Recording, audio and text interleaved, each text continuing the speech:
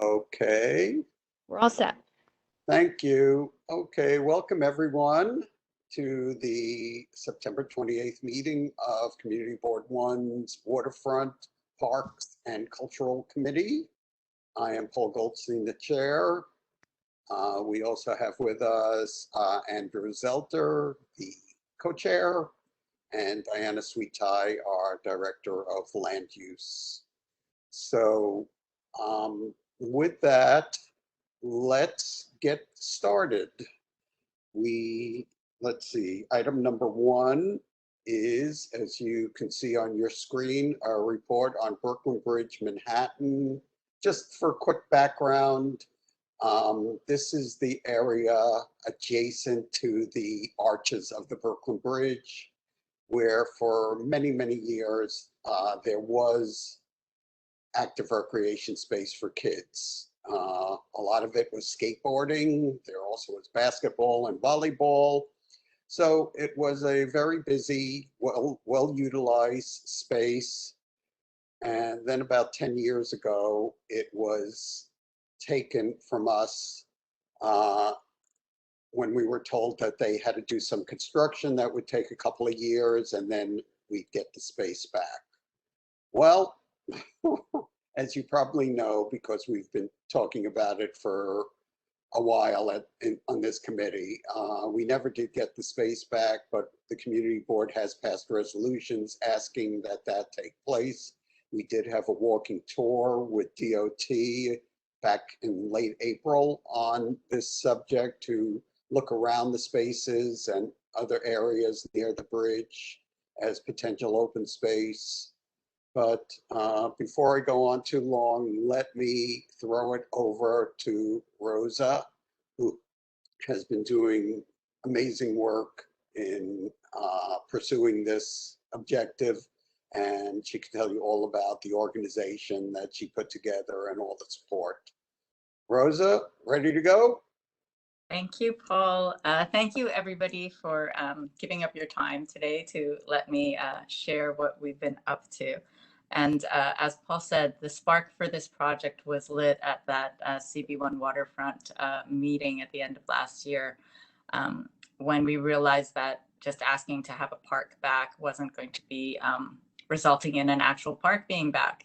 So it needs a bit more work. So I was a little naive going into it. But I really want to thank everybody, especially leadership, everybody that I've spoken with who has contributed their time, their information, their knowledge, their strategy to help us get this started and off the ground and hopefully turn into reality. So this is called Brooklyn Bridge, Manhattan. And excuse me while I figure out how to do this. So this is what we're going to be talking about today. And I'm going to be quick, so I'll just get right into it. And special shout out to Francis for showing me the amazing view from the women's room in the municipal building, because that's where the shot was taken. And it is fabulous. So thank you, Francis. So the Brooklyn Bridge, I don't even need to say anything. You don't even have to say Brooklyn Bridge. You look at one photo and you know exactly what we're talking about because it is iconic. It stands for New York. It stands for the United States of America outside in the rest of the world. And it represents all the good things that we strive to be about. And as you can see from these images, it was originally integrated into the fabric of our neighborhoods. The vaults were utilized. They were commercial space. And the streets went through it and around it. And we could actually walk through all of these spaces. But this is where we are now. Because having the landmark Brooklyn Bridge actually land in your neighborhood comes with an enormous cost. And I think that for anybody who's walked around there, it's dark, it's dingy, it's scary, it's barricaded like crazy, and it makes you feel like you should not be there. And it is a huge monumental physical and psychological barrier that divides our neighborhoods and creates a 3-block long infrastructural wasteland between our communities. And when you think about it, we suffer under the triple burdens of the Brooklyn Bridge, which separates us north-south, the FDR Drive, which separates us from the East River, and then also the fortification around One Police Plaza, which basically makes it feel like a military zone. And it's the result of that is reflected in the chronically struggling businesses in our neighborhoods. So we think that this public park has been closed now for over a decade. And DOT has mentioned that they have another project upcoming that may keep it closed for another 10 to 15 years. And I think we have to sort of say, no, that is not okay. Because if this park was in the Upper East Side, would we still be closed? Or would we have an open park? Would they be talking about having it closed for 25 years? Honestly, I don't think so, which is sort of sad to say.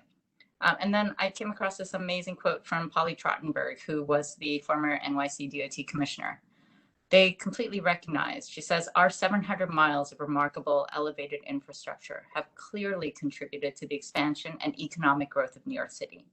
But that infrastructure has also negatively impacted many communities, especially low-income and minority neighborhoods, physically separated and isolated by elevated highways and rail lines. She is talking about us.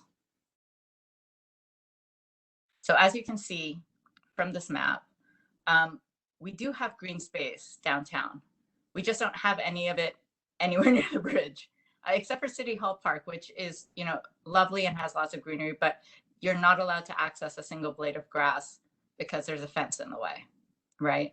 And we're talking about something where we want people to actually be able to access the space. So if you look at city median numbers of where we are versus where the rest of the city is, or where the city hopes to be, we are abysmally low and failing.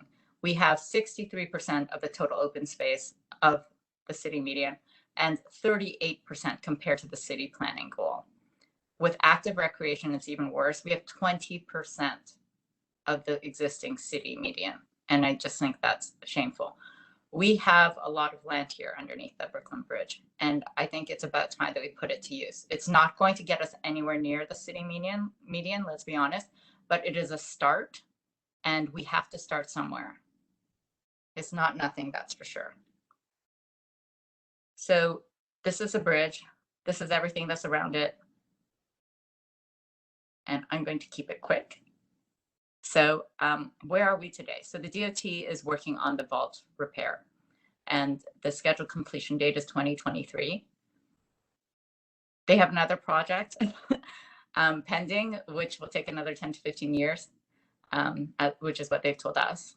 And we think that given that the community has already suffered through 11 years of park closure, and with at least another 2 more to come, we are asking that the DOT stage their next project from the parcel of land between Pearl and South Streets, which is where their current parking lot is, and turn over the blocks between Park Row and Pearl Street for public use once the renovation of the vaults is complete. We believe that staging for the next project should be equally shared. The Brooklyn Bridge is a bridge, so it has 2 landing points, one in Brooklyn and one in Manhattan. And the Brooklyn side has a really beautiful park. And on our side in Manhattan, we have a parking lot. We see this project as being a true community catalyst. We want it to become a hub and a nexus that actually strengthens our residences and our businesses, businesses and communities. We want it built upon the spirit and the foundation of the original Brooklyn banks. We will restore the banks and expand public space and access to create a variety of flexible play spaces and inspire, engage, and delight all ages. We see this as a 3-stage project. The parts we can gain access to now, the parts that we can gain access to once the vault repair work is complete, and then the last part, which we can gain access to once the cable project is complete. So stage 1, the parts that we would like access to now. Of the land available, this land is actually specifically very difficult for the construction teams to utilize because it is on elevated walkways or sections where it's difficult for construction machinery to actually go to. And that's why it was essentially empty for the past 10 years or being utilized for minor storage. We think that we need to put people before storage of benches that won't get reinstalled for another 2 or 3 years.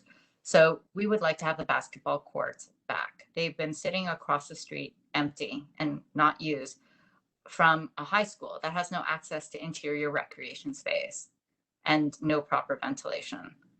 We would like that back, please. We think that's a really easy ask. Stage 2, that's when the vault repair work is complete, and we would really like to utilize those vaults. They are majestic, they are beautiful, they're incredible. And we think that they could be public space that is utilized for our community's first public library, because we do not have one on the East Side, as many of you know.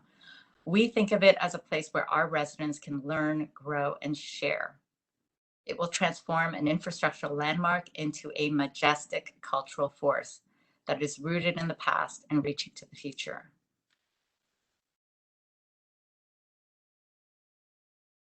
We think that the opportunity is strong, because even though our park is a little difficult to understand because it's bisected by the bridge and by the roads, it provides us for an opportunity to create parks that all have their own different character and their own different uses. So we think that you could be there skateboarding like crazy, or doing your BMX thing, or doing your parkour thing, or doing your exercising thing. But then there are also places where you could have quiet contemplation, cultural programming, and pretty much anything that you want, or maybe just a quiet spot to have a coffee and read your newspaper. And the banks, which we must discuss, because the banks are an iconic skateboarding spot. It's a cultural touchstone for the New York skateboarding community and the action sports community since 1972. It was a rare and true cultural catalyst, and the scene from which authentic New York culture emerged. The banks closed in 2010 and are still closed. We are committed to bringing back the banks and protecting it for future generations. And the reason why, to me, the banks is so important is because the banks was a place that fostered connections that cut across race, class, religion, age, everything that you could possibly think of. It was about people coming together over a shared passion. And more than ever, we need places that bring us together instead of setting us apart. So we need those banks back. We also envision this as a playground for all ages and abilities, because we believe in equal rights to play. Whether you are 2 or 102, movement and play are an important part of your physical and mental health. And if we're honest, if you're 70, you probably need that playground more than if you're 7, right? So we want to create opportunities for play for everyone. And we want to have a special lens on serving the older members of our community, because we do have a lot of older members in our community. And we want to address people who may have health conditions and may be mobility impaired, or may have certain restrictions on what they're able to do. And we would like to provide a true playground for all. Stage 3. So as you can see, we're sort of thinking food. We're also thinking books. We're also thinking general open play space that's totally flexible. We're thinking a movie screen that unfurls from underneath the Brooklyn Bridge, where you can watch something for free and have the sparkling lights of Brooklyn and the East River in the backdrop. We are thinking of places where we can all come together. Economic revitalization. This is hugely important. The Brooklyn Bridge is a top tourist destination, as everybody here knows. It has a daily average of 19,000 pedestrian crossings per day. So like when it was raining outside today and it was really sucky and crappy weather, there were probably 16,000 tourists out there. On a beautiful day, 36,000. Tourism generates more than 80 billion in annual economic impact in New York City. And by activating the existing stair, and I do want to ask you, did you know there was a stair accessing the Brooklyn Bridge on our side? That cuts to Park Row. We want to bring tourists down into our neighborhoods to support our businesses, create jobs, and help our communities thrive. Because when you walk across that bridge on a sunny day, you're probably thirsty. You might want to nibble on something. You might want to sit down and take a break. You might want a souvenir of your trip to New York. You might want a meal. Well, we have places that will give you all of that. So come, spend your money, be happy, enjoy yourself, and we're going to help you enjoy New York. The way that we do this is with a really clear and simple wayfinding plan. we envision a new downtown tourist path that a 5-year-old who doesn't read or speak English could navigate with to find their way safely from place to place. This is going to be what supports our businesses, supports our communities, and creates jobs. Resiliency is huge in our neighborhood, and we need to address coastal surge and climate change because they are real. We are imagining photovoltaics, rainwater filtration, bioswales, permeable ground planes, and this translates into rain cover, planters with greenery and seating, sensory gardens, skate bowls, and a park that is purposefully designed to take a beating and get right back up again. Rather than contributing to the problem, we plan to be at the forefront of the solution and share with others what we've learned along the way. This is a park that is created with a true community-centered approach. To New Yorkers living in cramped and light-starved apartments, parks are our living rooms. They are essential infrastructure that makes living here bearable and often poetic. Parks are where our lives play out, and we want to build a place where we can all play together. As I said earlier, we came together at a CB1 meeting, and I am so happy to be able to update us all on where we are today. In a neighborhood with so little park space, surrounded by communities of color, we want to create a world-class civic space to share, learn, support, and celebrate our communities. We now know that without strong directed advocacy, private funding, and a real plan for reopening to build and protect this park, another decade or more will inevitably pass with no change. So we have formed a nonprofit to work with DOT, NYPD, elected officials to create a public-private partnership park that prioritizes our community needs. We carry the support and hopes of many of our local and residential business communities, and we are here to share where we are, to ask for your input and to ask for your support. And we know that together, we will convert a 9-acre infrastructural wasteland into a thriving community hub that is worthy of the iconic Brooklyn Bridge. Thank you.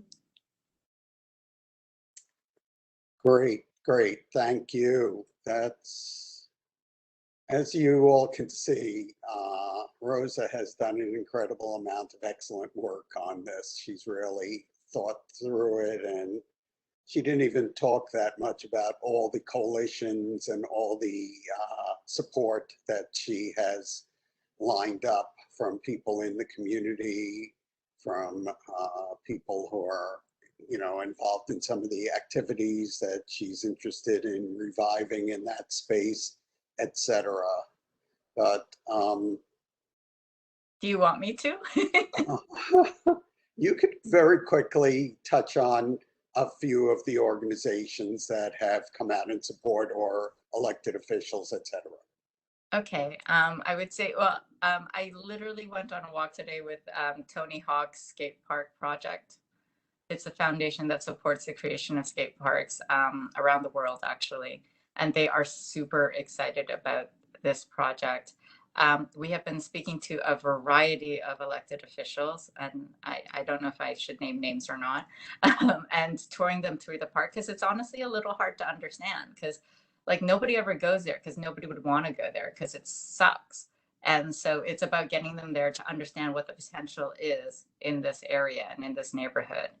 And it's shocking that we have the beautiful Brooklyn Bridge landing in what's essentially a parking lot. Sorry, Paul, I digress. Support. So welcome to Chinatown is a new member of support for us. They are amazing because obviously Chinatown has been suffering for a really long time. And they need people in the neighborhood that are going to buy things, eat things, drink things. When we talk about the South Street Seaport, and I've been hearing a lot of things going on with, 250 Water, for instance, and the museum. I mean, I think obviously the endowment would be huge for the museum, but you know what? I think that's a Band-Aid. I think that's a very big Band-Aid, but I think it's a Band-Aid. What will save the museum is foot traffic, people coming there constantly, paying for tickets, wanting to go and see tours and see exhibits. That is what's going to help it thrive, not a one-off Band-Aid. We need people in our neighborhoods buying things. And this is a real plan to get 20,000 people daily crossing the Brooklyn Bridge, some portion of that into these neighborhoods, stringing them along together because it's easy and it makes sense. Every single time I walk there, people ask me, how do I get on the bridge? And I call it the mugging scare for a reason. And then when I send them there, they're like, are you sure I'm supposed to go here? It doesn't look safe. It doesn't look clean. It's absolutely not sanitary. And the way it is now is just a waste of an opportunity. We need to connect those 19,000 people to our communities. Okay, great. All right, let me just also update the board in that we did hear back from DOT very recently that they are interested in sitting down with some representatives of the community board, especially a few who went on that walk with them a few months ago on this issue. So we're very much looking forward to their feedback after they've heard from us on this project in terms of our resolution, et cetera. So we'll certainly report back on what they have to say at that meeting. And I will open up the floor if anyone has any questions or comments that they'd like to make. Let's see, are there any hands raised? Yes. So let's start with Andrew. Thanks, Paul. Rosa, first of all, huge kudos for all of your work and effort to both bring together individuals and organizations to help push all this forward. And thanks for the presentation tonight, helping to crystallize the vision that you see as potential for this park. Two quick questions. One, from my experience, skateboard parks and activities tend to be among the loudest recreational activity there is. And I'm curious if you believe that the space that's available is large enough to coexist with a very loud skateboard park and some of the more passive activities that you outlined. And then my second question is, from a funding perspective for all the great things you outlined, does that largely come from city resources? Do you see a private component to this? I'm curious if you've had any discussions at that somewhat level of granularity yet. So first question, I do. So this site is actually shockingly, it's over 9 acres. It's huge. And when you look at the site map and you see it in comparison to the other buildings that are around it, you sort of get a sense of how truly large it is. My site walks with people tend to take about an hour to an hour and a half to go over it. So yes, I absolutely think that there is enough space for the noisy skateboarding part to happen without disturbing too many people. And I would also like to say that the majority of the louder, more noisy stuff is on the north side. And it is closer to the municipal center than it is to any residential use. So that's that one. We are also part of the I think everyone knows the Friends of the Highline. They've been crazy successful. So they have something called the Public Space Alliance, and our project is part of the Public Space Alliance. And so we are learning from them and sort of leaning on their expertise and experience to help us as we set up this public-private partnership. And so, yes, we absolutely foresee this because this project was basically born during coronavirus and the city having zero money. So we absolutely see this as a true public-private partnership with a big emphasis on private. We think that the cultural significance of the banks is going to be huge. The cultural and historical significance of the Brooklyn Bridge is going to be even huger. And we think that we can leverage both of those things to try to get this park funded. Great, thank you. Thank you. Okay, Pat Moore. Rosa, fantastic presentation. Thank you for all your hard work. Two questions. First of all, do you know what the DOT project entails and why it's going to take so long? What's the cable project about? Do you know? If you can, I believe it's cable testing and repair work. So I think they're actually going to be replacing the majority of the cables. on the bridge. Yes, on the bridge. So the work is not going to be happening down at the ground level. The work is happening up on the bridge, but they need staging area to actually do the work. And so they do need some space. That's the reality. And, you know, I can bow down to reality. Right. So, yeah, they do need some space, and they anticipate it. I think the last time I heard it was 10 to 15 years.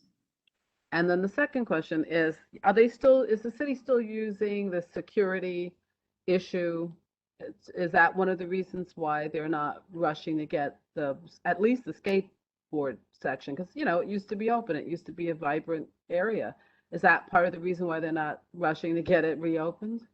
No, so the security, so NYPD Counterterrorism Division was actually at that walkthrough with the DOT, and they were amazing. I have to say, I have to give them kudos, because they basically said, you know, when you have a plan and you want us to look it over in terms of security, we'll do that with you, because that's what we do. You know, we understand that there is a need for public access in public space. And so we look at the security risks and we come up with a strategy to address those risks. But like, you look at the World Trade Center, I mean, if anything's a target, that's a target. And that's not fenced off where nobody can access it, right? It's all publicly accessible. And so if that can be open, then I'm sorry, but the Brooklyn Bridge could absolutely be open, and there's no reason why it shouldn't be. I think their interest is not so much the kids and skateboarding, but making sure that no vehicles can possibly get in underneath the bridge. Yeah, that's been sectioned off for 20 years. And we would support, obviously, the necessary barriers to accomplish that goal, Right. which is in everyone's interest. Right. Okay. Thank you, Rosa. Thank you, Pat. you. Okay, Liz. Yes, thank you, Paul. And thank you, Rosa. I just want to say this is amazing. And it's such a comprehensive and detailed plan that I think it's a huge step forward in taking back this historic space. It's really a disgrace that this has just been dormant for 10 years and they're talking about another 10 to 25. It's outrageous. Some of the highlights that I love the idea of the public library in the vault. Murray Bertram High School has really been suffering. The idea of getting those kids into the basketball courts again, I think is extremely important to the community. The skateboarders, I'm glad you addressed the potential issue with noise, because, you know, that's a super important historical, cultural element of the history of that space. And they have really been wrecking the esplanade that the Economic Development Corporation has spent so much money on giving us a beautiful esplanade. And I think, you know, it might be a good motivation to give them a safe and appropriate place to go and Yes. really do something it's an important cultural catalyst, as you indicated. So I love that. I would love it to see that happen. And addressing the recreational space for seniors, which again is an underrepresented segment. But I love that you tied in the economic revitalization and resiliency. I mean, everything about this plan is fantastic. So thank you so much. I just wanted to say all of that. Thank you. Thank you so much. Can I just make one more comment about the skateboarding activity? I think we do have to be a little careful with that. I could just tell you, having lived through the first incarnation of this massively popular skateboarding park right adjacent to the Southbridge complex with many of their seniors, we did have an issue with some of the skateboarders looking for other spaces like the benches in Southbridge to jump onto, etc. So it's just something that we should go into it with our eyes wide open and try to get the skateboarding community as much as we can to be cognizant of that concern and for us to all be working on it from the get-go. I agree. And that was actually one of the first issues that I raised with Steve, my co-founder, Steve Rodriguez. And he said it's actually a really easy thing, knowing it as a guy who skateboards everywhere. It's pretty easy to make it so that it's sort of like not a great place to skate, and then you can provide really great places to skate. And it's natural. You're going to want to go to where it's a great place to skate. And so if you don't want them on the streets, you don't want them in other parks, we need to give them a playground. That's what I wanted to add, is that now so many skateboarders are, I live right down the street from Zuccotti Park, and they're all over Zuccotti Park, and they're constantly running into people. So Yeah. it would be lovely to get them back over in a designated area that's specifically for skateboarding. Yes, exactly. And someplace where they will actually feel welcome and not feel like they're going to get kicked off by security in 5 minutes, and they can actually spend their time honing their skills. And that's what we want to give them. Okay, Diana, do we have anyone else? I don't see any other hands. Do you? I don't see any other hands, but I did see a question, which was, and I apologize, Rosa, if you mentioned, can you just clarify when you say we, can you go over the group that you're representing and exactly who that is? Oh, sure. So it's called Brooklyn Bridge Manhattan. And so the co-founders are myself, Steve Rodriguez, who is a skateboarder, and Rob Magliaro, who's a principal at Murray Bergstrom School. And we came together actually here at the CB1 meeting because we were also passionate about this project. And we have a bunch of people helping us out, volunteering in different ways. A big shout out to Steve Shimamoto, who helped with this presentation, and Nancy. And we're just working together to try to, get this all out there and put it on paper, because we have lots of amazing ideas for what we would like to do here and what is important for us as a community to achieve in this space, which is public land. And some of you might recall that back in November when we did pass that resolution, there was an amazing number of skateboarders or alumni who spoke. They were now, can I say, grown adults who were working, but they still had a passion for skateboarding, and they talked about how it was very important to them and to their upbringing, et cetera, et cetera. So, there is that organization and that sort of structured group that I'm sure we will be interacting with as well when we continue to work on this. Yeah, and we have done enormous community outreach as well. That was actually the very first thing that we did in the very first months of this, is to get an understanding of what people used to like about the space when it was accessible, thought was really important about the space, how they would utilize the space. We've been talking to the hospital down the street, because I truly am excited about the idea of this being like a senior workout spot. And I would also like to think of it as a place where, doctors, but also patients and their families can go one block and sort of like get away from the stress of being at the hospital and have a little bit of greenery. But then also a place where, maybe you can do some physical therapy there, and you can have a public outdoor space where you can do that in your own time to supplement what you're learning at the hospital. I think there's a lot of potentials for overlap, and that we can draw on the strengths in our community to make this a bigger, better project. Okay, thanks again. Great job. I agree. Thank you so much, Paul, for the opportunity. Well, Super appreciate it. Keep up the good work.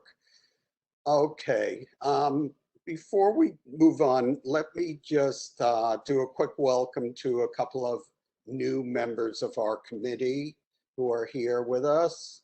One is a longtime board member who many of us know, and that is Bruce Ehrman. Bruce, welcome to this committee. Very happy to have you with us. And I guess now we just have to turn you into a skateboarder is our next goal. Okay, maybe not that, but no, we look forward to your contributions on this committee, and thank you for joining. And one other new member is actually a new member of the board, and that is Eric Yu. Eric, you with us? Do you want Yes, I to am. be a very Thank you, Paul. quick hello? Yes, Introduce yourself. yes, my name is Eric Yu. Thank you very much for the introduction. I look forward to participating and to learn about you know, everything about CB1, you know, on this committee. It does interest me, the topics and of this committee, and I look forward to participating and contributing as well. Thank you. Thank you. Welcome aboard. Okay, so with that, let's keep going with the agenda. Item number 2 is Canal Park.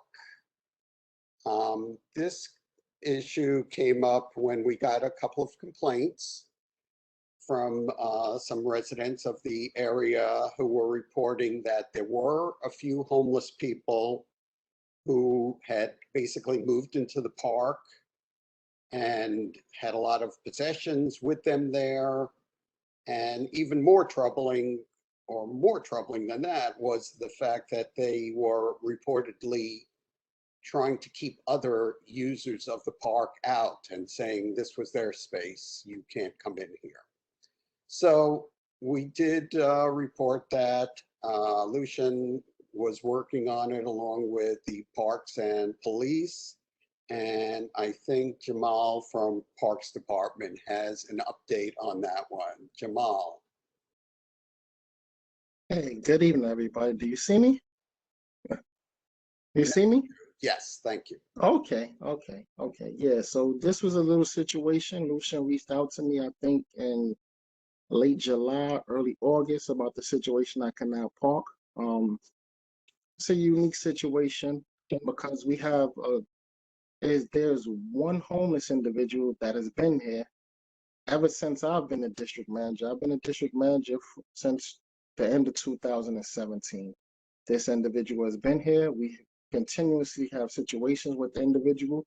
So just a little background about how we do the maintenance at Canal Street is that we have a mobile crew that goes to Canal Park, 5 to 7 times out the week, and we clean and do maintenance. Now, this one individual is usually frequents the park. This Canal Park is not a highly populated park. So this individual is I guess a homeless individual. So what we do in that situation is we'll have a homeless removal. This homeless removal consists of maintenance and operations, PEP, and usually Department of Homeless Services. So we try to do this at least every 2 weeks. So 2 times out the month when when stuff gets condensed and a lot of stuff gets brought into the park. What we'll do is we'll let the individual know that any items that he doesn't want, that we will confiscate. So usually what we do, we confiscate the items that he doesn't want.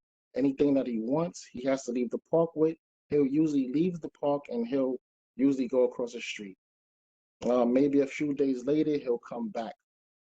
Sometime during I'm not sure, but sometime, we have a borough late lockup crew, which lock up the park every night.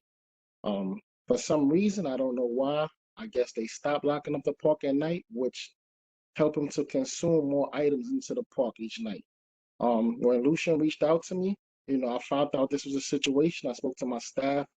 I asked them to let me know that if there is a situation where the park is not locked at night, let me know so I could let the borough lockup crew know. Since then, my staff in the morning, they've been reporting to me. They've been stating, whether the park has been locked or not, which usually it's been locked. So what they do at the end of the night is that when they lock the park, they take the individual out and he takes all his stuff, and he goes wherever, if he goes across the street or he goes through the neighborhood.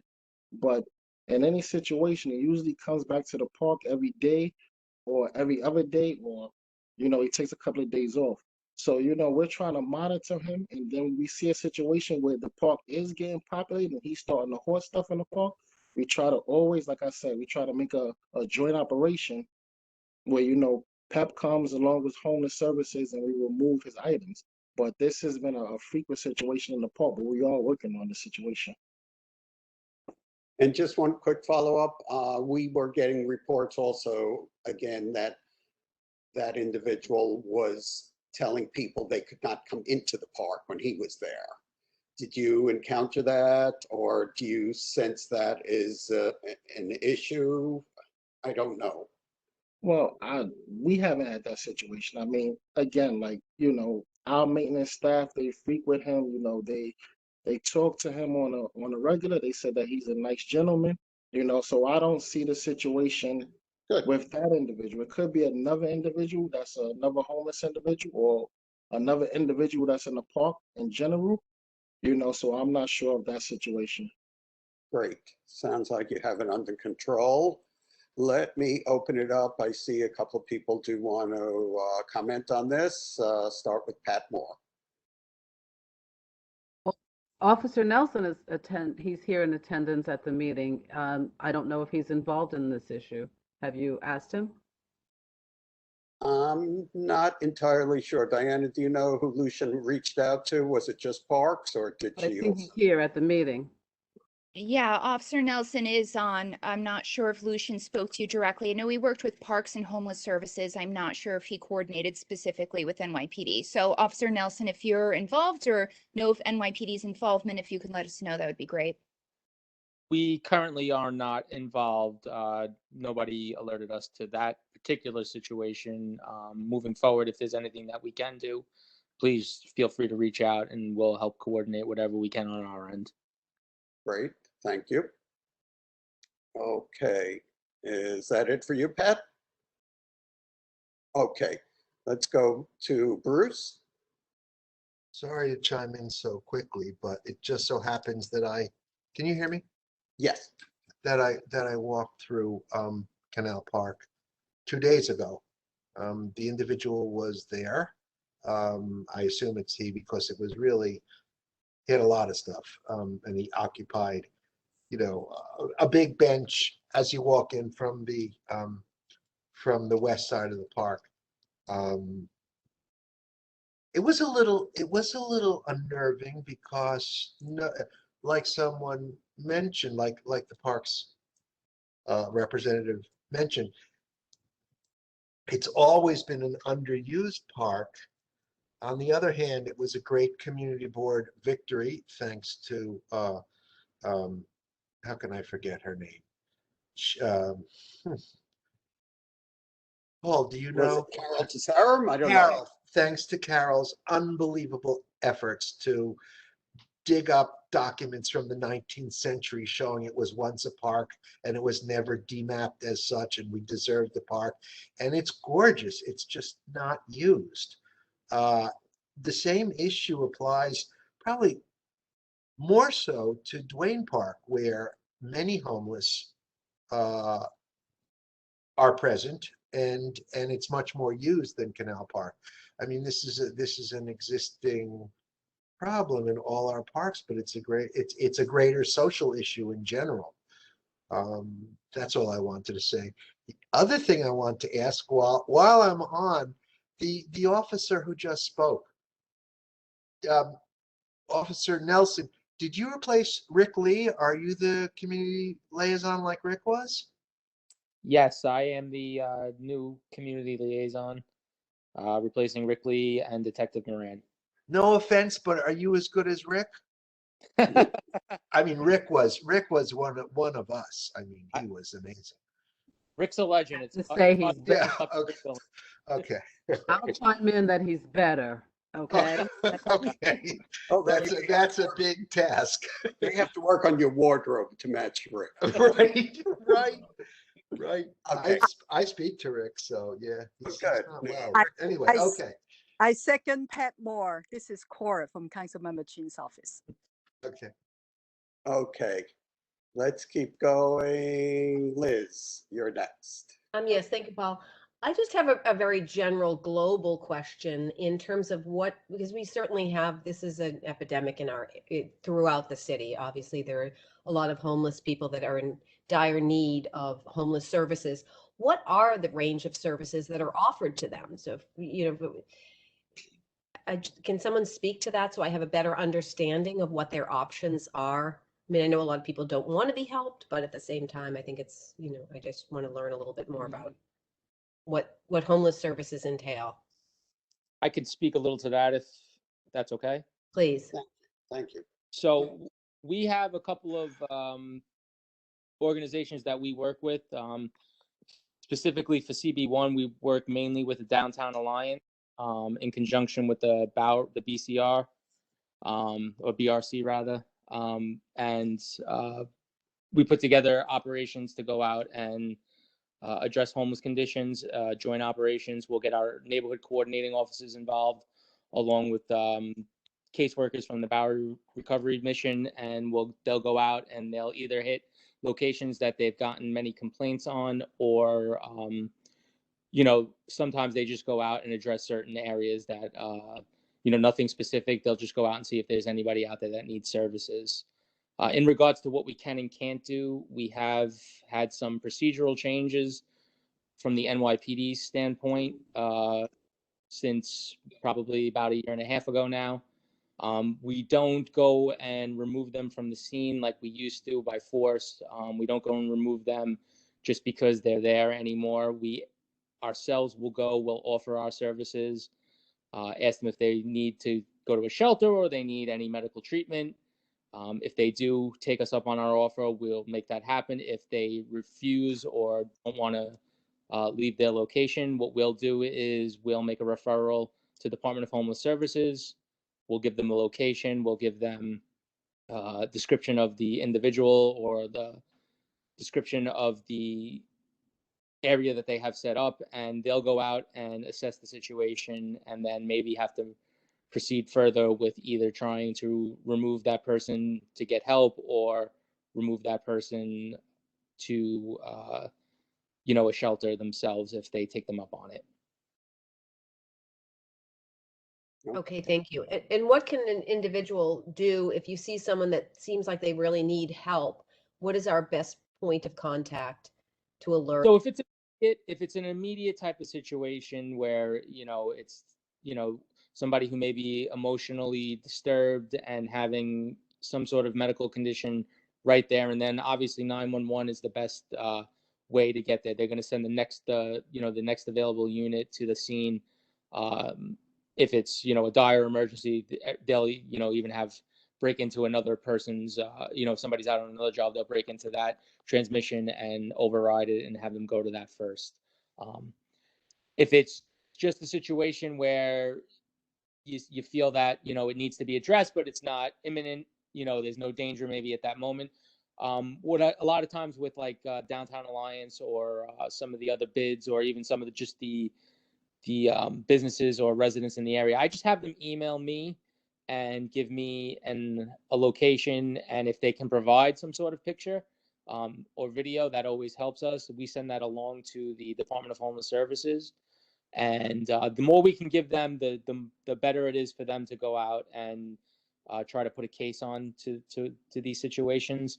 If we can give them a specific person, an email, a contact number, something where if they're on scene and they're not seeing it, that they can reach out and try to get more information, they're more likely to be able to help that cause along at a quicker pace than if it's kind of an anonymous complaint where we don't really have anything to go on except a location and a description of the person. So it's all like anything else, just like with court or even when dealing with us, it's always the more specifics you can give us, the better it is for us to be able to maneuver within the parameters that we have. Okay, great. Thank you so much. That's very helpful. Okay, Andrew?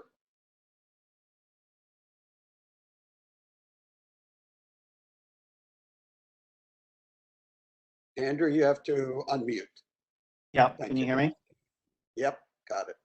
So Paul, I have a broader question that's perhaps off topic as it relates to Canal Park. So if you want to first make sure you get through all the Canal Park questions and then come back to me, I'm okay with that.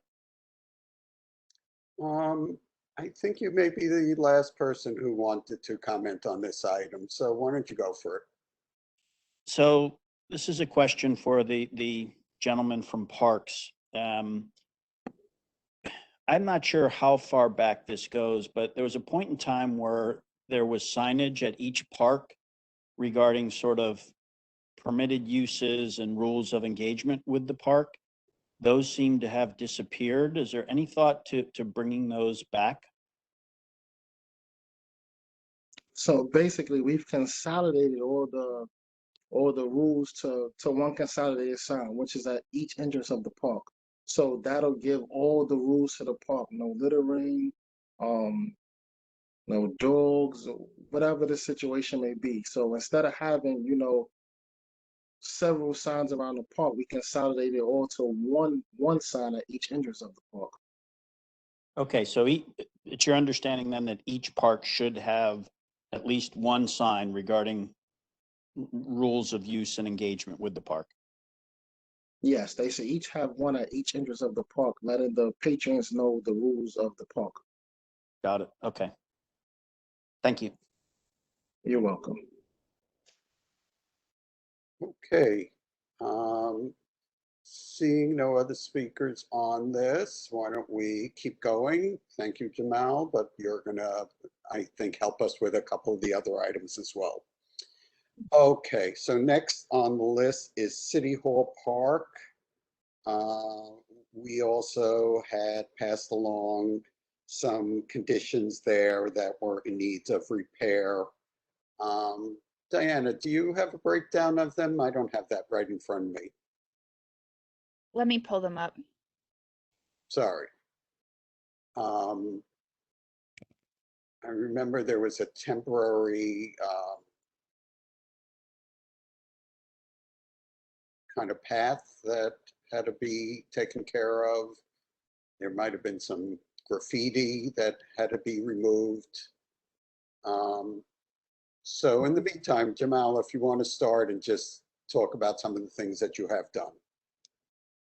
All right, so the graffiti, there was some graffiti, I think it was on Center Street by like Center and Chambers right in front of the Brooklyn Bridge. It was some graffiti. That's on a MTA construction. It's a construction barrier that's right there, that's wooden. My staff, when we do see graffiti there, we see graffiti that's written on that barrier, I do have them taken care of. So they'll usually paint over with Central Park green. Other areas of interest at Central Park would be pavers. There are many pavers around, going around Central Park that need to be addressed, which we are working on with our shops division. As far as lighting, we have issues with lighting, or not to throw it off, but issues with lighting inside City Hall Park are done by DOT. So usually what we do is we'll have a light outage. So that's like once a month we'll have like one staff member wait until it gets dark, and then they'll go and they'll see what lights are out. They'll write down the numbers, and then we'll connect that to DOT on what lights are out. As far as it's always a big question as far as the gas lamps lights that are around the fountain.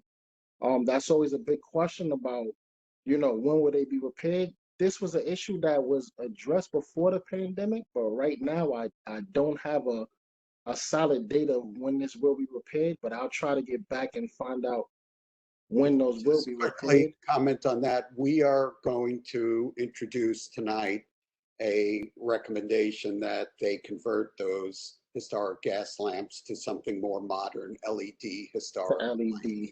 that may make more sense. So Thank you. that, Yeah. that may be good for maintenance of the park. And apparently there are replicas that do the job these days. But we'll Yeah. talk a little bit about that after, but you keep going. Okay. As far as the lights that are the responsibility of parks would be the lights that's in front of the plaza. Those are the responsibility of the parks. The lights that's in front of the plaza and the surrounding lights that go around City Hall, those are the responsibility of parks. So anytime that the NYPD detail, they let us know that maybe the lights may be out, we'll have our private contractor come in and then we'll have those repaired.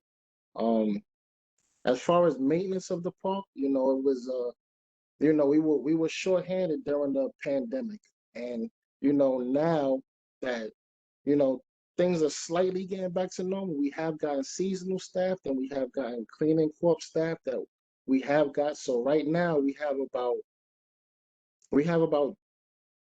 3 staff members in the morning, which is a 6 to 2:30, and then we have a second staff which is from 11 to 7:30. So these 2 staff they're the ones that clean and do the maintenance of the park during the day, which is litter picking, removal of leaves. You know, we also have a gardener there as well, which we didn't have. We lost a gardener before the pandemic, and now we were able to replace a gardener now, which is also a big help. So Good. these are the things that we're trying to do to make sure that we're keeping up with the conditions and the maintenance of the park and not letting it go. So now we have a lot more staff to deal with lawn mowing, weed whacking, you know, leaf removal, making sure the garbage cans are all taken care of. So these are the things that we're trying to do as Parks Department and stay on top of these issues. Thank you, thank you, thank you. And I know you get a little bit of a helping hand from Skip and Friends of City Hall. Yes, yeah, So, we do. Yes. Skip is on tonight. Skip, you should be able to unmute yourself. You sent a few comments in the chat, and I want to make sure they're captured on the recording and for the record. All right, Skip, if you're with us and you want to say a few things, go for it. I sent a report that has like 10 or 12 major problems in the park. As far as I can recall, there's 14 lights out on the paths. It's been like that for a long time. In September, when we had a Zoom meeting with about 21 different people, we reported this to the Parks Department, and they've done nothing.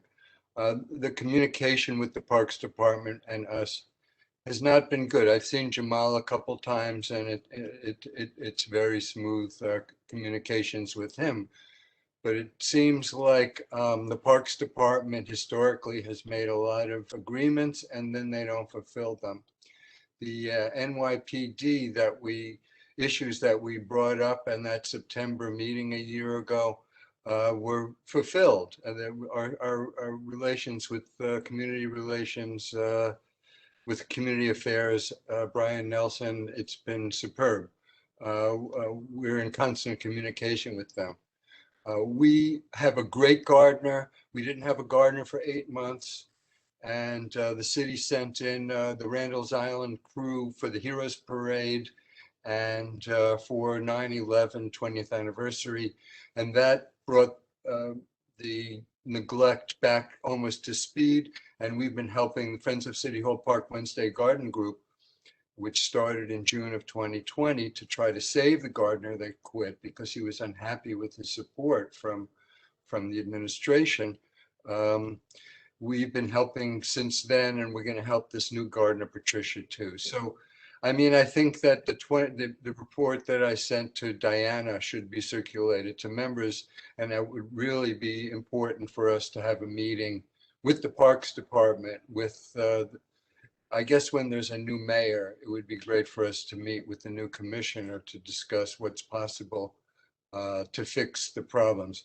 The park, until they restored the staff for the maintenance people and the gardener, the park was in the worst conditions that we've seen since we started the organization 29 years ago. So now, thank you, Jamal, for getting us a gardener. We've been talking to you about that for a while. Patricia is just terrific, and she's a hard worker. But there used to be an assistant gardener too, seasonal. So that's why we're helping out, and I still see that there's a reason for us to help.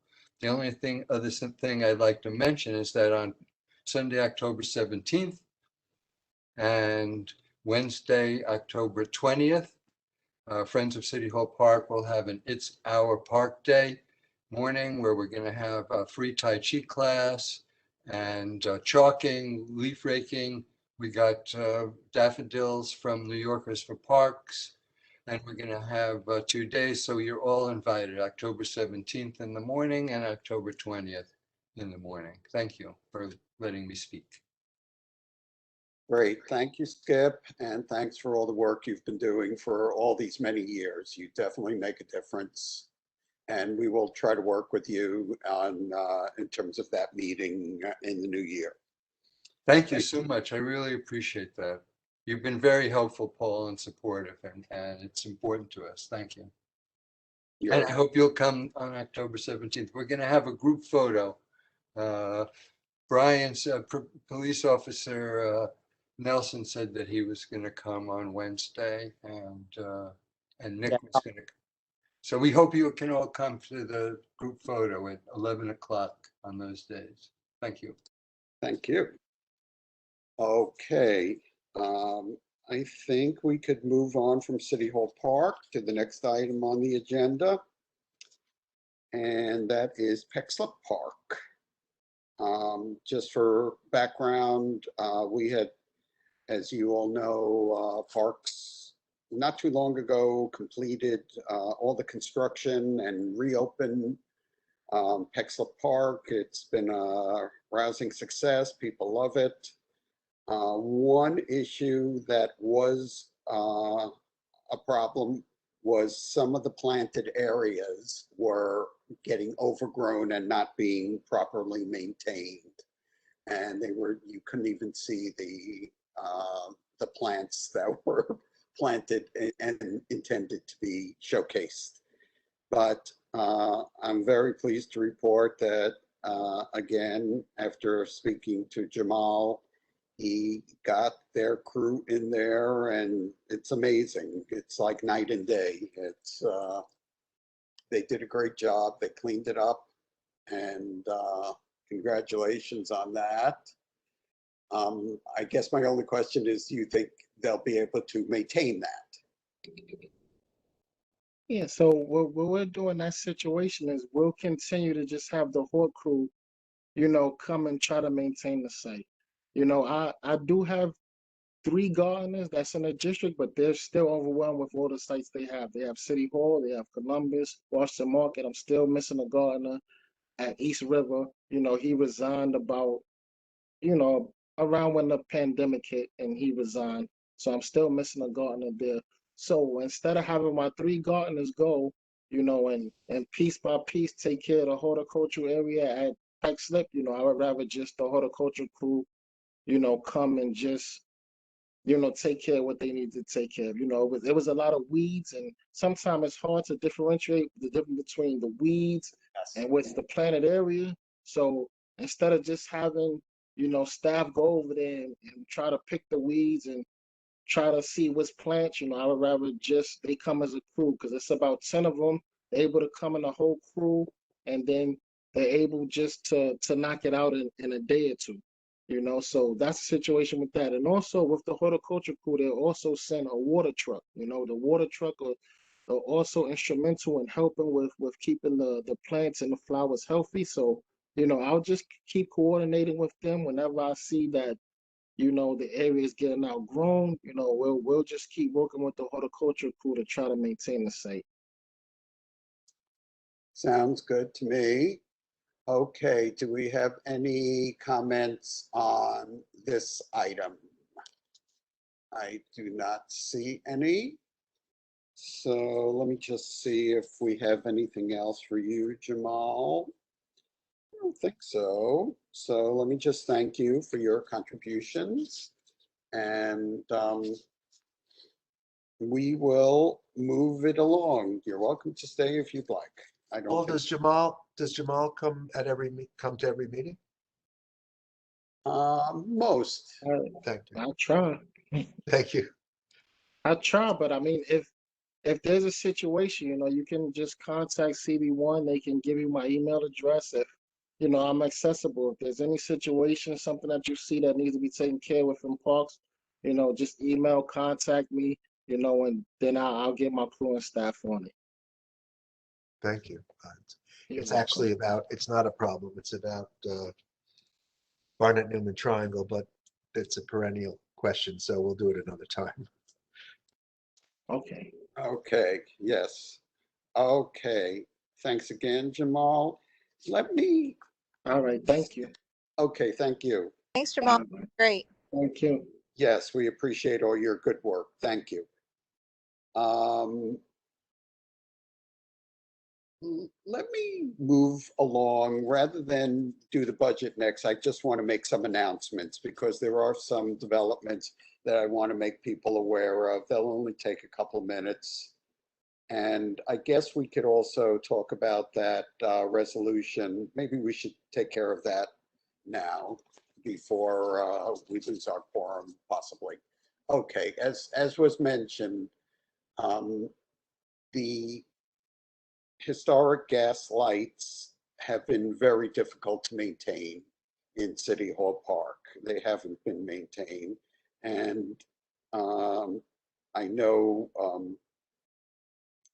Lucian made a good suggestion, I thought, to consider supporting the conversion of those gas lights to historic LED fixtures. So now that we have you, Bruce, on the committee, you're welcome to comment on that. I did very minimal amount of investigation looking at some of those fixtures. To me, they look very authentic, but I guess we could certainly ask that they consult with the community board when they do work on this to let us see what they're going to put in before they do. But what kind of, let me see what we have. We did have some tentative wording that I'll give to you, whereas the gas lighting in City Hall Park is outdated, inefficient, and the city has been unable to keep up with maintenance on the lights enough for them to remain regularly operational. Whereas the gas lights are unable to be switched off during the day, forcing them to be burned all day and night, thus producing unnecessary emissions and not consistent with the city's push towards greater sustainability.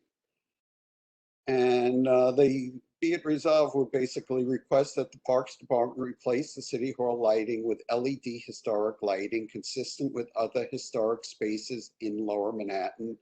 The distinctive light poles and fixtures should be retained and converted to LED lighting, and parks should work with DOT to select a hue of LED that mimics the color and aesthetics of gas lighting. They Okay, have not agreed to that, right? This is just our proposal. this is just our proposal, right? We're just going to throw that out there, assuming the board goes along. You did mention, you gave me a shout out. I do think we should see what the potential replacements would be. Also, you know, Paul, I don't know about younger members, that it's Giuliani in his infinite good taste that insisted on redoing the park to a 19th century look. And he wanted it to mimic the 19th century right down to the gas lamps, which is what occurred. Always in good taste, just like he has taste similar to Trump. Now that it's there, you know, there are relatively few gas lights in there. It just seems to me to make a big deal of a handful of gas lights in the context of,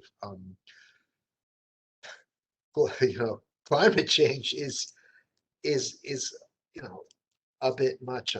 I don't know, but I'll be quiet because it's my first meeting. So that's all. That's my 2 cents. All right. Any other comments on this potential resolution? I like it, Paul. This is Wendy. I fully support it. I think it's good language. Okay, Wendy, thank you. David, I saw you looking to get involved. There I go. Thank you. Can you hear me? Yes. Okay. First of all, I do appreciate the mention of the quality of the light, something that's often overlooked. Have we ever been able to determine why they couldn't be turned off during the day? Yes, it's just too expensive for to send somebody around to turn them off and then to turn them back on again at night. So they left them on all the time. The wording I thought was excellent. Light is needed in that section. It's a very dark section, so the LED lights will be really useful. So there's really 2 reasons to do this, and we really think that it's needed and it's a great idea. Thank you. Okay, David, does that answer your question? Halfway. I mean, it's not as if pilot lights hadn't been invented, but so be it. This is not obviously opposed to the resolution. It is, however, pointing out the absurdity of the city telling us we can't turn them on and off. You know, Bruce is right. I mean, the point is that Giuliani micromanaged this change. It was a bad idea from the beginning. They blow out. There was the smell of gas on any windy day. They would just blow out. They would be on during the day or at night, and then they'd blow out. So they weren't well designed, and it was, this is a great solution. You know, there's other big problems in the park too. The hundreds of broken bluestone pavement, the slippery signage that's in the ground. So, but this is a good start. Thank you guys for supporting this. And I, you know, again, the light is needed in that section. People have complained that it's just too dark. But there's also 14 other path lights that are out in the park. So we need help. Thank you. Okay, Joe Lerner, why don't we get to you next? Thank you.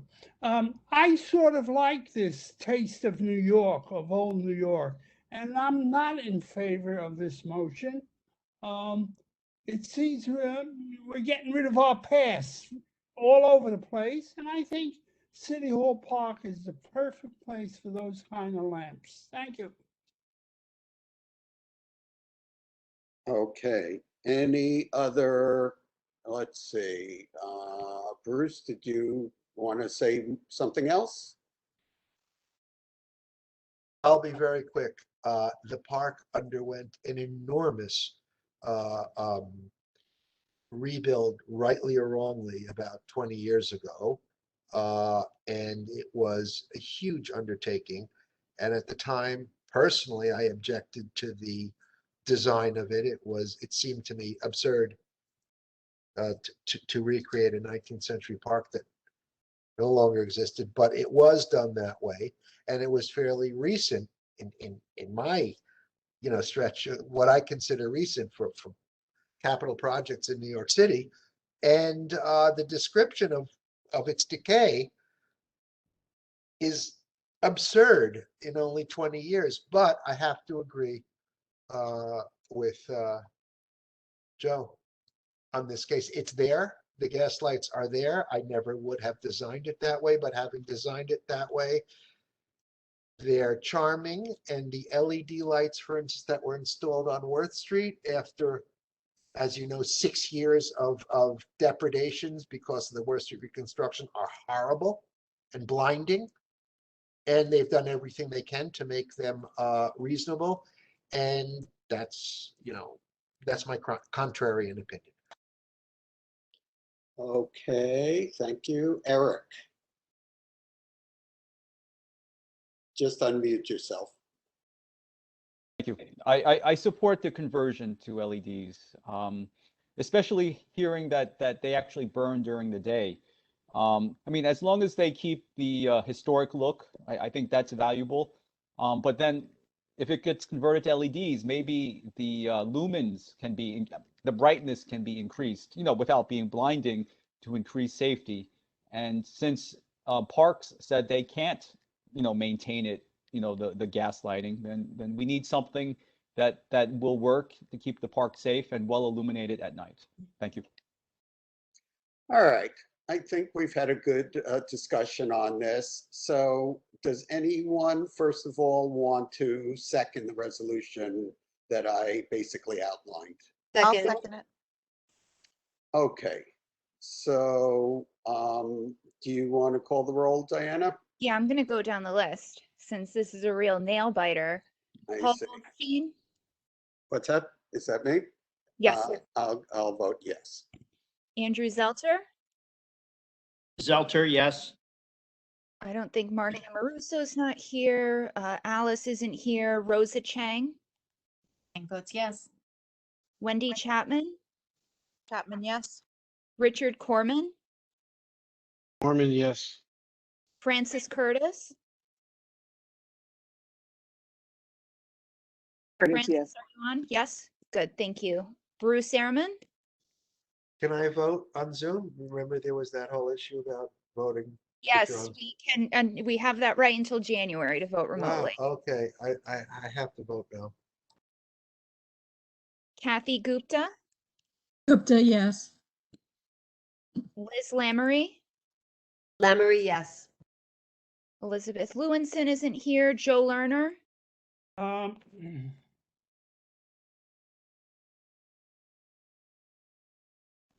Bob Townley's not here, Eric, oh, am I on?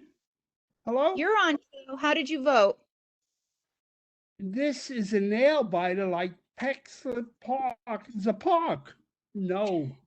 No, got it. Eric Yes. and David Sheldon. Yes. All right. Sounds It like the was- motion carried. Thank you, committee. Let me go on to make a few more announcements before we discuss the budget. We were just notified yesterday that Hudson River Park is going to be allowing HBO's Westworld TV show to film some scenes in some spaces in CB1. So they're going to be at Pier 26, Monday, October 4th, and Pier 34 on Tuesday, October 5th. And the plan is to close those spaces on those respective days. So 26 will be closed on the 4th, 34 closed on the 5th. And state feels they, are getting funds that are needed for maintaining the park as part of this, not to mention that they have an office that does encourage shootings and productions in New York State.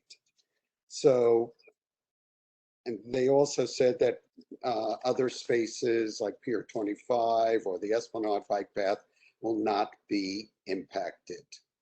So that's announcement number one, unless anyone has any Paul? comments. Yeah, I do. Can you make sure that that's in the newsletter, please? Take Oh. care of that, Paul. Thank you. Thank you. Good. Thank you.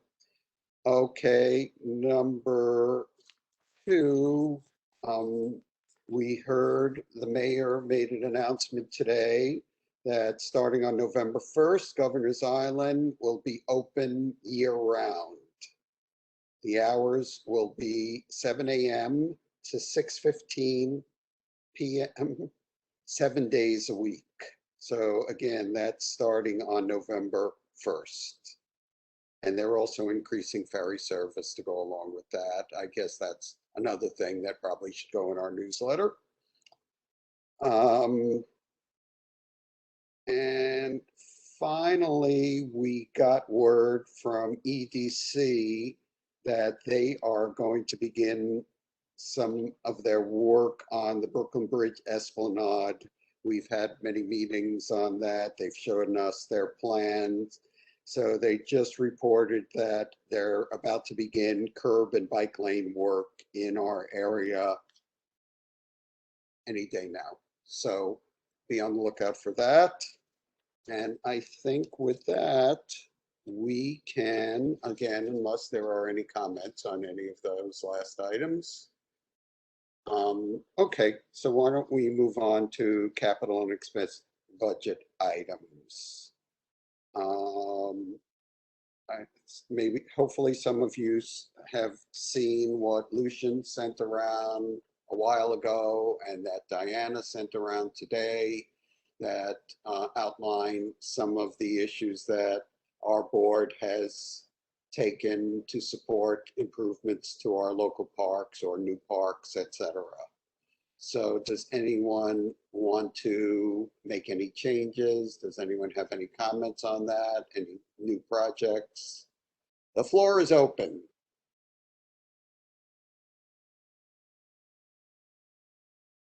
Okay, this could be a quick discussion. Let me make a couple of suggestions then. I would say we should, especially after what we heard from Rosa tonight, make the Brooklyn Bridge item very high priority of our board so that it's not just, number. I know we don't really number the items, but if we could emphasize that, that would be good. And one other issue that's near and dear to me that, again, as someone who's been around for too long, this board has supported since the year 2002 when we worked on a plan with the Downtown Alliance.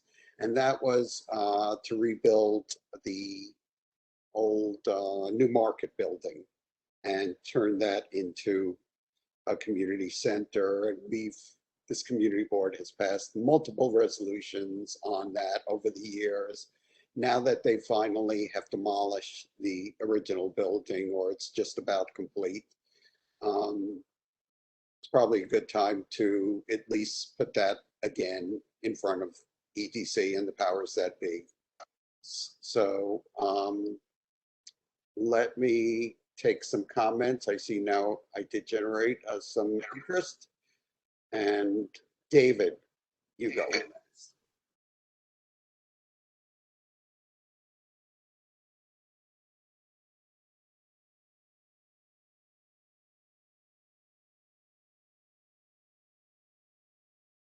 David, were you trying to comment on this? No, I'm sorry. Okay, that must have been an old one. Technical problem. Okay, so So, let me hey, just. Paul, this is Wendy. I'm having trouble raising my hand, so call on other people, but just swing back to me when you have a moment. Okay, I don't know if these hands were up from before or now. Rosa? You, Paul. I did notice that there were actually two items that were related to the park. One was create new active recreation space in area beneath Brooklyn Bridge, and the other was restore and reopen Brooklyn Bridge banks open space.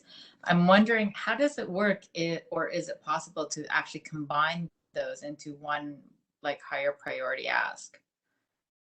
Since we're hoping to, roll them all into one single project. Both the dugout space, the bank space, and all the other spaces alongside the north and south side of the bridge. Okay, I don't know, Diana, I don't think that should be a problem to make that into a single item, right? I don't think it's a problem as long as it's going to the same agency. I think that's fine. I know we have some lighting requests, like for the stairway that you were talking about, that I think should remain separate because they're different category and agency. But in that case, I think it makes sense to combine them. Okay, excellent. Thank you. Just so you know, when we did go on that one DOT walkthrough, all of the lights on the underneath the overpass at the exit of the stair were on. And that's literally the only time they have ever been on. Like the 100 times I've walked by that area, they've been off. The lights do work, they just don't turn them on. Oh, you just didn't realize that was a VIP walking tour. Okay. Yeah.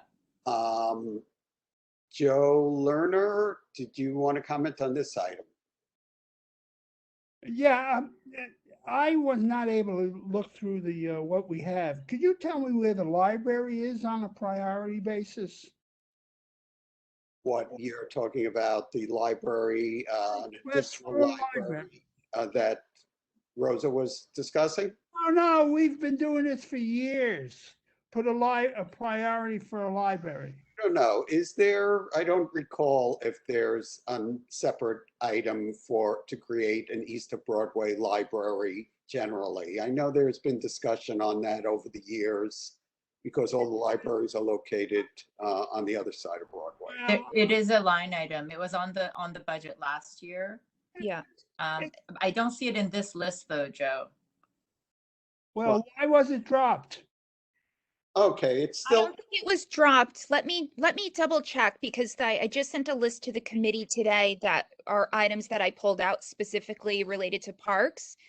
So let me double check that for you, Joe. It's been out for like 10 years as a priority. And I even got it up to 7 one year. You should remember that, Paul. You used to call me Mr. Library. Yes. Well, we've made a lot of progress on libraries, but we still have work to do. We have 0 progress. Well, I still remember the opening day for New Amsterdam. Joe, we're gonna put one in the I vault of the sat next to Brooklyn Bridge. Jacques Chirac, who went on to become Prime Minister of France. Yeah, when you talk about putting one in the Brooklyn Bridge, I wish you luck. But I would suggest you speak to the library people first. They're very strange people. And putting one at the Brooklyn Bridge, I don't know if it'll suit them. All right. I think that libraries would sort of be a cultural issue, so maybe we could, It is on as a New York Public Library capital request. Create a new library in the east side of Community District 1. Thank you. You're welcome. okay, so we got that settled. Thank you. It's not settled, but Well, David, you're going for it again. Go for it.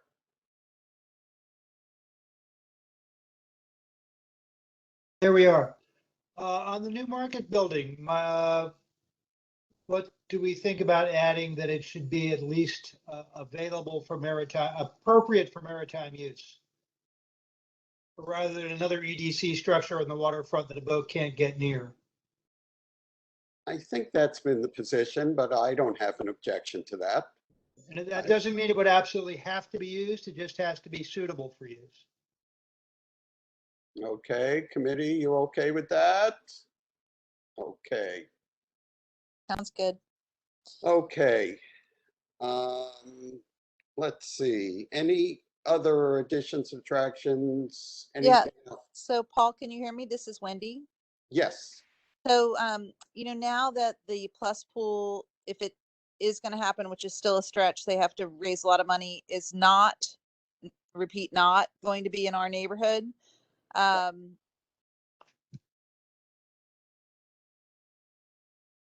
Advocate for a public pool inside or outside, in the neighborhood again, and maybe it goes in one of those vaults, or it's a pop-up pool in the Brooklyn Bridge Park that's going to be built. But I think that having access to a public pool is should be on our list again. okay. Everyone okay with that? Okay, thank you, Wendy, good. Anyone else? Paul, I'm not sure if this necessarily makes a cut as a budgetary issue, but can you just remind us all the status of that Coast Guard space at the tip of Manhattan? And I guess the reason I'm asking, I'm wondering if that does become a capital or budgetary item, if we might request funds to have a feasibility study on converting that into a community asset of some kind? That did make it onto a list years ago of a potential site for a new school when we were looking for school sites, probably about 10 years ago, or maybe a little less than that. And of course, the Coast Guard has been, not that cooperative as far as being interested in giving up that space. But yeah, the community has indicated some interest in it. I don't know that we need a school at the moment, but certainly some other sort of community use. a library. I think that footprint's large enough for considerable multi-use design. Okay, Remember the seniors, what, something for seniors? something for seniors. Okay, I like it. Okay, so Diana, I guess I could work with you to word that, something along those lines. Repurpose the Coast Guard for community use, including for seniors, etc. Okay. Thank you. Okay, this is productive. We're getting a lot of good suggestions. Richard. Yeah, hi. So I don't know if this is appropriate or not for this exercise, but I'd like to put a word in to fund the Hudson River Park Estuarium. That's where we run into the problem that these are supposed to, as far as I know, be city budget requests. So unless we're asking the city to contribute towards that, which I don't know, does the city ever contribute towards Hudson River Park? They certainly do. Yeah, they do. Oh, I don't know if they do directly to the trust. I believe they do. I know they contribute to various organizations that are in the park, and I don't actually accept that. I'm not sure. how about Maybe this? Why don't we tentatively add it?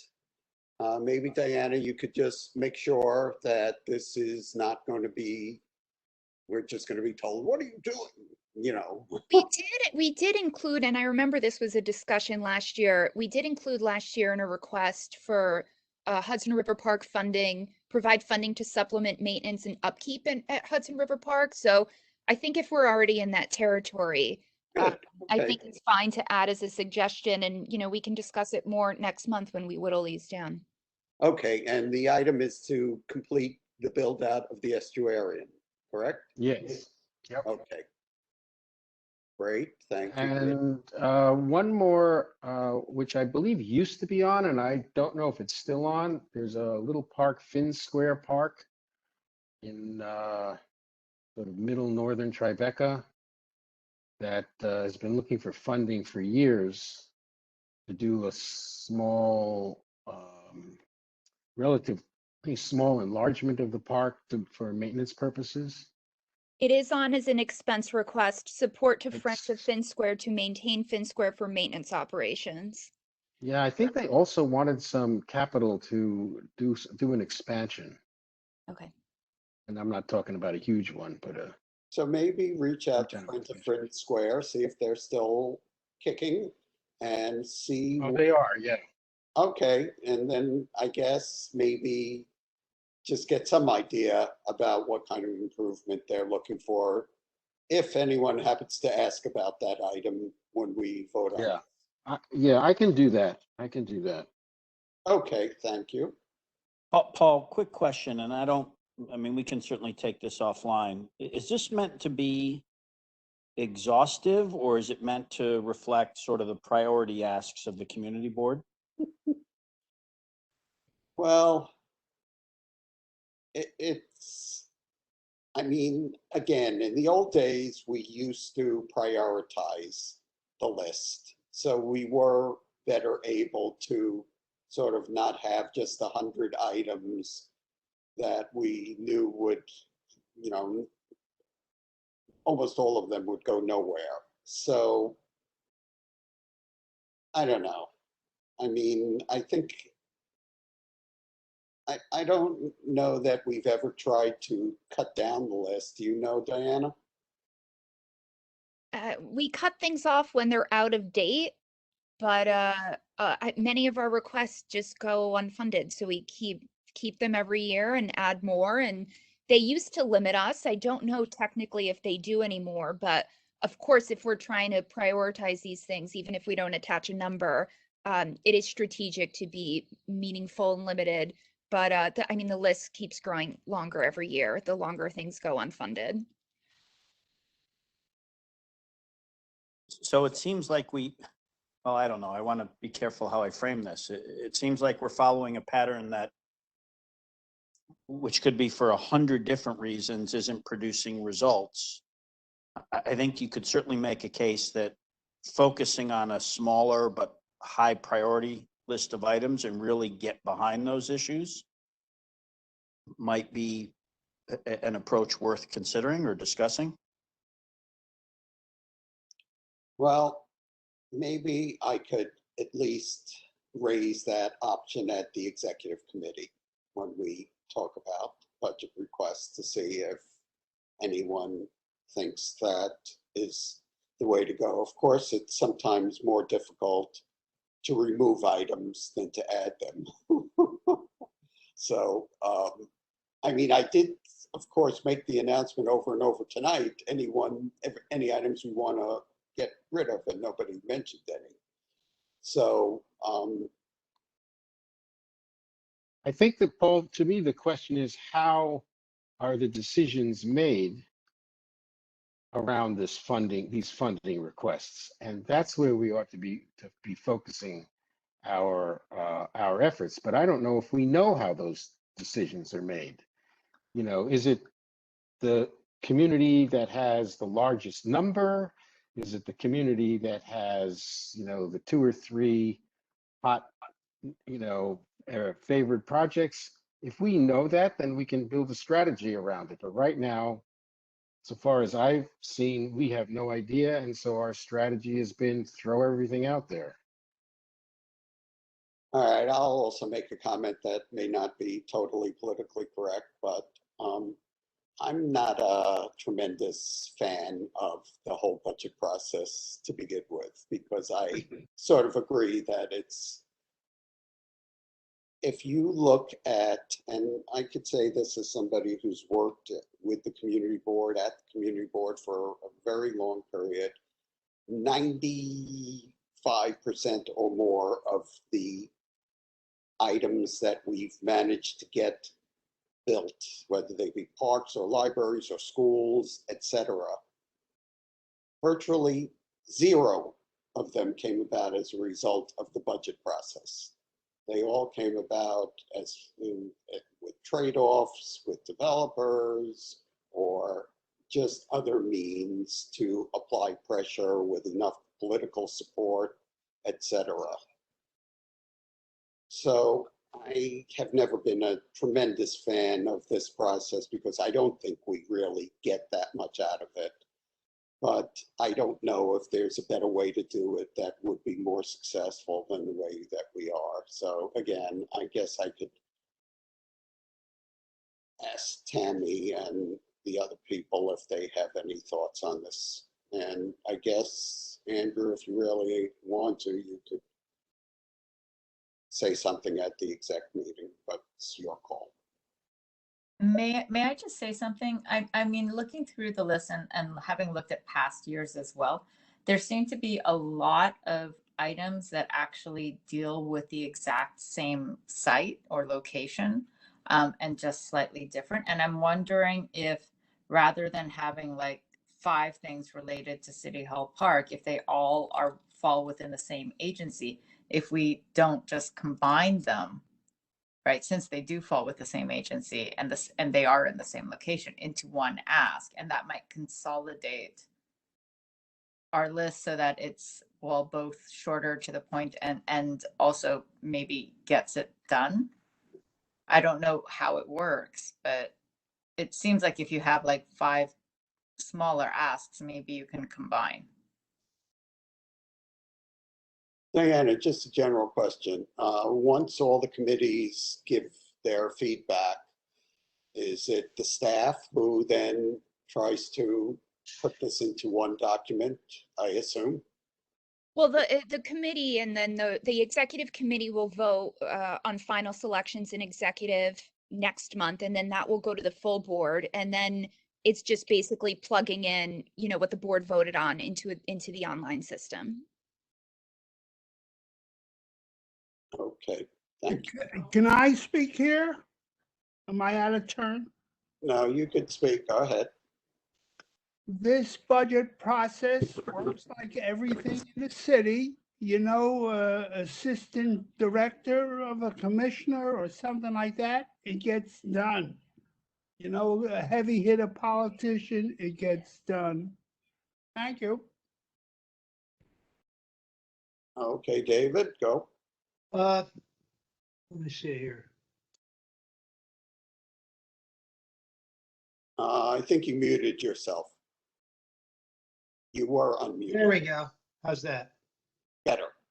Okay, if there is no objection, I will once again take those 2 items at the end, talking about an appraisal of depth off any development at the shore, and talking about an assessment of the state of the pier and the waterfront, and spread those to the other community boards that have waterfront acreage, which I did last year. Some of them were quite enthusiastic. Wouldn't mind doing it again if that's all right. Sure. Sounds good. Okay. I mean, it may be tilting at windmills, but you know, we might hit a home run. Who knows? Okay, thank you. Any final comments on the budget? So, Jenna, we have to vote on this? We don't have to vote. This is brainstorming ahead of October. So you and I will work together and plug it into a spreadsheet for executive committee to discuss all of the items all together next month. Okay, so we could have yet another discussion on this next month. No, that's fine. All right, committee. Anyone have any new business to bring up? Old business, new business? Okay, with that, I thank you all for being here and have a good evening. We'll see you at the full board in a couple of days. Good night. Thank you. Good night. Thank you. Thank you.